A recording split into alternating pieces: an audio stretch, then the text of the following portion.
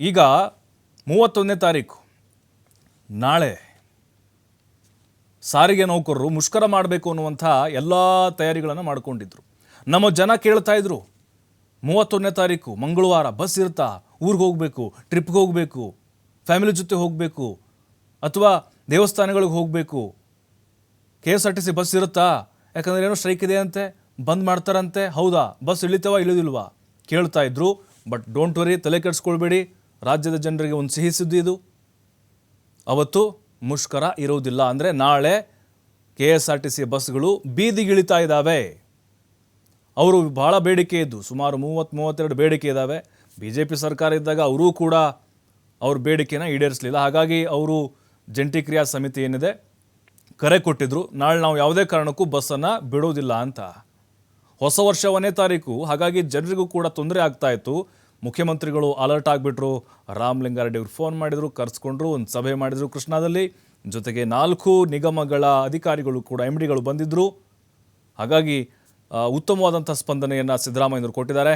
ರಾಮಲಿಂಗಾರೆಡ್ಡಿ ಅವರು ಹೇಳ್ತಿದ್ರು 2,000 ಕೋಟಿ ಆದಷ್ಟು ಬೇಗ ಬಿಡುಗಡೆ ಮಾಡ್ತೀವಿ ಅಂಥೇಳಿ. ಅವ್ರ ಬೇಡಿಕೆ ಇರೋದು ಪ್ರಮುಖವಾಗಿ ಅವರ ಒಂದು ಸ್ಯಾಲ್ರಿ ಇದೆ ಅಲ್ವಾ, ಅವರ ಸಂಬಳ ಬಾಕಿ ಇದೆ, ಹಿಂಬಾಕಿಯನ್ನು ಕ್ಲಿಯರ್ ಮಾಡೋದು, ಮತ್ತು ಗ್ರ್ಯಾಚ್ಯುಟಿ ಇದೆ, ಅದರ ಹಣವನ್ನು ಬಿಡುಗಡೆ ಮಾಡೋದು, ಅದರ ಜೊತೆಗೆ ಮತ್ತೆ ಅವರ ಸ್ಯಾಲ್ರಿಯನ್ನು ಜಾಸ್ತಿ ಮಾಡೋದು, ಗರಿಷ್ಠ ತೆರಿಗೆನ ಗರಿಷ್ಠ ಒಂದು ಸಂಬಳವನ್ನು ಕೊಡಬೇಕು ಅನ್ನುವಂಥ ಬೇಡಿಕೆಯನ್ನು ಇಡ್ತಾ ಇದ್ದಾರೆ. ಬಟ್ ಯಾವಾಗ ಮತ್ತೆ ಹೋರಾಟ ಅನ್ನೋದು ಏನೂ ಕನ್ಫರ್ಮ್ ಆಗಿಲ್ಲ. ಸದ್ಯಕ್ಕೆ ರಾಜ್ಯದ ಜನರಿಗೆ ಒಂದು ಸಿಹಿ ಸುದ್ದಿ ಇದು. ನಾಳೆ ಎಂದಿನಂತೆ KSRTC ಬಸ್ಗಳು ಓಡಾಡುತ್ತವೆ.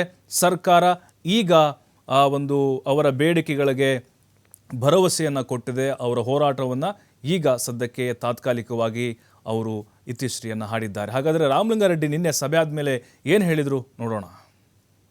ನಮ್ಮ ಜೊತೆಯಲ್ಲಿ ಅಂತ ಏನಾರು ಆಗತ್ತಾ ಸರ್? ನಾಳೆ ಇಲ್ಲ. ಓಕೆ, ಆದರೆ ಸಂಕ್ರಾಂತಿ ಹಬ್ಬ ಆದಮೇಲೆ ಅದು ಮುಖ್ಯಮಂತ್ರಿ ಅವ್ರನ್ನ ಭೇಟಿಗೆ ಹೇಳಿದ್ದೀನಿ. ಸಮಸ್ಯೆ ಬಗೆಹರಿಸೋ ನಿಟ್ಟಿನಲ್ಲಿ CM ಏನು ಹೇಳಿದ್ರು? ಅದೇ ಹೇಳಿದಲ್ಲ, ಈಗ 2,000 ಕೋಟಿ ಈಗ ಬಿಡುಗಡೆ ಆಗುತ್ತೆ ಸರ್. ಈ ವಾರ ಆಗ್ಬೋದಾ ಸರ್? ಈ ವಾರ ಈಗ ಕ್ಯಾಬಿನೆಟ್ ಸಬ್ಜೆಕ್ಟ್ ಬರ್ತಾರೆ. ಓಕೆ, ನಾನು ನೆನ್ನೆ ಫೈಲ್ ಬಂದು ಅನುಮೋದನೆ ಮಾಡಿ ಕಳಿಸಿದೆ. ಇನ್ನು ಉಳಿದಿರ್ತಕ್ಕಂಥದ್ದನ್ನು ಫೆಬ್ರವರಿಗೆ ಬಜೆಟ್ ಬರುತ್ತಲ್ಲ, ಬಜೆಟಲ್ಲಿ ಸಹಾಯ ಮಾಡಬೇಕು ಅಂತ ಹೇಳಿದ್ದೀನಿ. ಖಂಡಿತ ಮಾಡ್ತಾರೆ ಸರ್. ಮತ್ತೊಂದು ಟಿಕೆಟ್ ದರ ಹೆಚ್ಚಳ ವಿಚಾರಕ್ಕೆ ಸಂಬಂಧಪಟ್ಟಂತೆ CS ಅವರು ಸರ್ಕಾರಕ್ಕೆ 15% ದರವನ್ನು ಏರಿಕೆ ಮಾಡಬೇಕು ಅನ್ನೋ ರೀತಿಯಲ್ಲಿ ವರದಿಯನ್ನು ಕೊಟ್ಟಿದ್ದಾರೆ. ಸಲಹೆ ಕೊಡ್ಬೋದು ಅವರು, ಆದರೆ ವಾಸ್ತವಿಕವಾಗಿ ನಮ್ಮ 4 ಕಾರ್ಪೊರೇಷನ್ನಲ್ಲಿ 4 ಬೋರ್ಡ್ ಇರುತ್ತೆ.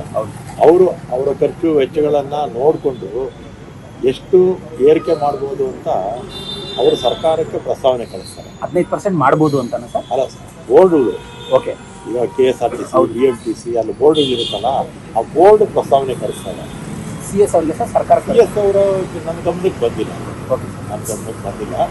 ಆದರೆ ಮೊದಲಿಂದ ಕೂಡ ಬಂದಿರ್ತಕ್ಕಂಥ ಸಂಪ್ರದಾಯ ಏನಂದರೆ 4 ಬೋರ್ಡು, ಅಧ್ಯಕ್ಷರು, ಉಪಾಧ್ಯಕ್ಷರು, ಮಂಡಳಿಯಲ್ಲಿ ಇರ್ತಕ್ಕಂಥ ಎಲ್ಲ ಸದಸ್ಯರು ಅವರ ಖರ್ಚು ವೆಚ್ಚಗಳನ್ನು ನೋಡಿ ಎಷ್ಟು ಏರಿಕೆ ಮಾಡ್ಬೋದು ಅಂತ ಸರ್ಕಾರಕ್ಕೆ ಕಳಿಸ್ತಾರೆ. ಸರ್ಕಾರ ನಿರ್ಣಯ ತಗೊಳ್ಳುತ್ತೆ ಅಲ್ವಾ. ಅವ್ರು ಒಪ್ಪೋದಿಲ್ಲ ಅಂತ ಹೇಳಿದ್ರೆ ನಾವೇ ತೀರ್ಮಾನ ತಗೊಂಡ್ಬಿಟ್ರೆ ಹೇಗೆ? ಅವ್ರ ಗಮನಕ್ಕೆಲ್ಲ ತರಬೇಕು. ಅವ್ರ ಜೊತೆ ಮಾತಾಡ್ತೀರಾ ಸರ್? ಮಾತಾಡೋದು, ಫೋನಲ್ಲಿ ಮಾತಾಡೋದು, ಅಥವಾ ನಮ್ಮ MD ಅವರು ಯಾರಾದರೂ ಮಾತಾಡ್ತಾರೆ. ನೀವು ಪಾಸಿಟಿವ್ ಆಗಿ ಇದ್ದೀರಾ ಸರ್. ಬಟ್ ಏನಂತಂದ್ರೆ ಹಿಂದೆ ಬಹಳಷ್ಟು ದೊಡ್ಡ ಸಮಸ್ಯೆ ಆಗಿತ್ತು. ಸರ್ಕಾರ ಏನು ಸಾರಿಗೆ ನೌಕರರನ್ನ ಅರೆಸ್ಟ್ ಮಾಡುವಂತ ಹಂತಕ್ಕೂ ಹೋಗಿತ್ತು. ಆಮೇಲೆ 2021 BJP ಅವರು ಇವತ್ತು ಸೋಷಿಯಲ್ ಮೀಡಿಯಾದಲ್ಲಿ ಟೀಕೆ ಮಾಡ್ತಾರೆ. 3,000 ಜನಕ್ಕೆ ವಜಾ ಮಾಡಿದ್ರು BJP ಅವರು. 8,000 ಜನ, 3,000 ಜನಕ್ಕೆ ವಜಾ ಮಾಡಿದ್ರು.